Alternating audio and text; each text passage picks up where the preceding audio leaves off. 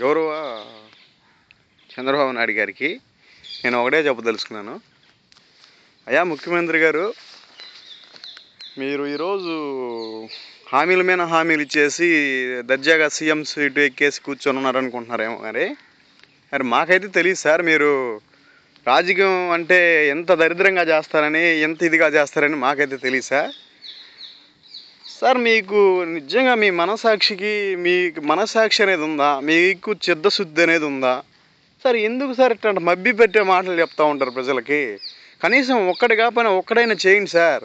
నేను సీఎం అని ఈ పదవిలో ఉన్నందుకు నేను ఇది చేయగలిగాను ప్రజలకి అని ధైర్యంగా చెప్పుకోండి సార్. ప్రతిపక్షం ఏదైనా అడిగితే వాళ్ళు గొంతు నొక్కడానికి ప్రయత్నిస్తుంటారే కానీ ప్రజలు అడిగేదానికి సమాధానం చెప్పండి సార్.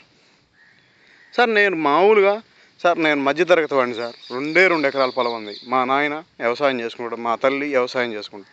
నేను ఆటో డ్రైవర్ సార్.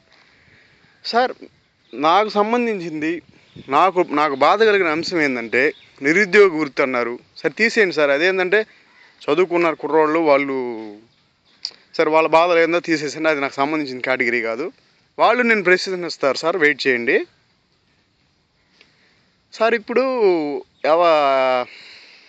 రైతు రుణమాఫీ అని చెప్పారు కదా సార్. రైతు రుణమాఫీ కోసం ఉలవపాడు స్టేట్ బ్యాంకులో కేవలం 25,000 అంటే 25,000 తీసుకున్నాం సార్ మేము. ఆ 25,000 కూడా రుణమాఫీ కాక మేము మా పైర్లు సరిగా పండక, కరెంటు సరిగా రాక, ఇవన్నీ టెన్షన్లు పెరిగిపోతా, ఇంట్లో పరిస్థితులు బాగలేక, అదని ఇదని పనులు లేక, ఉపాధి పనులు అట్లా మధ్యతరగతి వాళ్ళకి తెలిసే ఉండదు సార్. మీరు 2 ఎకరాల నుంచి పైకి వచ్చిన వాళ్ళే కదా, మీకు తెలిసే ఉండదు సార్. అట్లా ఉంటే ఈ దెబ్బ మీద దెబ్బ పడతా ఉంటే ఈ పరిస్థితుల్లో కూడా 25,000 లోన్ కూడా పోలేకపోయాను సార్. మీ ప్రభుత్వంలో, కేవలం మీ ప్రభుత్వంలో సార్. అట్లాంటిది సార్ ఇప్పుడు వచ్చేసి అదే రాజశేఖర రెడ్డి గారి హయాంలో, రాజశేఖర రెడ్డి గొప్ప అని నేను చెప్పట్లేదు సార్. రాజశేఖర రెడ్డి గారి హయాంలో ఆయన చేసిన పనికి తల నుంచి శిరసావనమానం చేస్తాను సార్ ఇప్పటికైనా నేను. ఎందుకంటారా, ఆయన చేసిన పనికి ఆ రోజు నోటీసులు వచ్చినాయి సార్. ఇదే 25,000 తీసుకున్నాను నేను, మళ్ళీ అదే బ్యాంకులో తీసుకుంటే నోటీసులు వచ్చిన రోజున ఆ 25,000 కట్టలేని పరిస్థితి కూడా సార్. అంత ఆర్థిక స్తోమతలో ఉన్నాం మేము. సో అట్లాంటప్పుడు నోటీసులు వచ్చిన సమయంలో రాజశేఖర రెడ్డి గారు నేనున్నాను మీకు పెద్ద దిక్కుగా అని చెప్పి ఆయన చిరునవ్వుతో రుణమాఫీ చేశారు సార్. ప్రతి ఒక్కడికి రుణమాఫీ, ప్రతి ఒక్క మానవుడికి, ప్రతి ఒక్కరికి ధనవంతుడికి అయింది, దరిద్రుడికి అయింది సార్. మీ హయాంలో ఎందుకు కాలేకపోయింది? రుణమాఫీ చెప్పారు, చేస్తానన్నారు. సరే ఓకే అయ్యా, నేను ఇట్లా మీకు హామీ ఇచ్చాను, చేయలేకపోతా ఉన్నాను అని చెప్పండి సార్ సంజాయిషి. అట్లా కూడా చెప్పకుండా నేను చెప్పాను, నేను చేశానంటారు. ఎంతమందికి జరిగింది, ఎంతమంది జరగలేదు కమిటీ వేయండి. కమిటీలో నివేదిక ఇస్తారు కదా మీకు. కమిటీలు కూడా మీరే వేసుకొని మీరే నివేదిక ఇచ్చుకుంటే అంతా మీరే కదా సార్. చంద్రబాబు నాయుడు గారు ఒకటే చెప్తాను నేను, రైతులకు ఇంకోటి చెప్పారు మీరు, కరెంటు పొగలే ఇస్తానని చెప్పారు మోటార్లకి, అగ్రికల్చర్కి సంబంధించింది.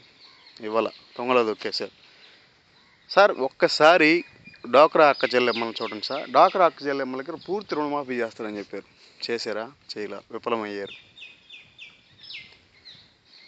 సార్. ఏంది సార్ మీరు అసలు మిమ్మల్ని రెండోసారి నమ్మి జనాలు ఎలా యాక్సెప్ట్ చేస్తారు, ఎలా ఎక్స్పెక్ట్ చేస్తారు? మా ముఖ్యమంత్రి ఇది, మా ముఖ్యమంత్రి ఈయన, మాకు పెద్ద దిక్కు, మాకు అండ అనేదానికి ఏం చెప్పుకుంటారు సార్? ఎవరున్నారు సార్ ఇక్కడ సార్? అది సార్ మా బాధ, మా ఆవేదన. మీరు అదేమంటే ప్రతిపక్షంలో అగ్రిగోల్డ్ బాధ్యతలు ఉన్నారు సార్. అగ్రిగోల్డ్ బాధ్యతలు 150,000 మంది ఉన్నారు. 150,000 మందిలో కనీసం ఒక్కరికైనా న్యాయం చేయగలిగారా? మీరు ఇవాళ సీఎం హోదాలో ఉన్నారు. ఒక కమిటీ వేయండి, ఒక కమిటీ వేసి ఏంది సార్ ఇది అగ్రిగోల్డ్ ఆస్తులన్నీ వేలం పెట్టండి. ఎవరో ముందరకు వచ్చి కోటీశ్వరుడు పాడుకుంటారు కదా, ఆ పాడుకున్న వాటిలో కొంతమందికి న్యాయం చేయగలచ్చు కదా సార్. అది లేదు. నారా లోకేష్కి ఆ పదవి ఇస్తాను, ఈ లోకేష్కి ఈ పదవి ఇస్తాను, ఉమాకి ఆ పదవి ఇస్తాను. ఇవ్వండి సార్. మీ పర్సనల్స్ మేము కాదను, జనం పర్సనల్స్ కూడా చూడండి. జనం ఎన్నుకుంటే మీరు ఎన్నికయ్యారు, అంతేగాని మీరు ఎన్నుకుంటే మేము ఎన్నికవ్వాలా. Thank you sir, thank you.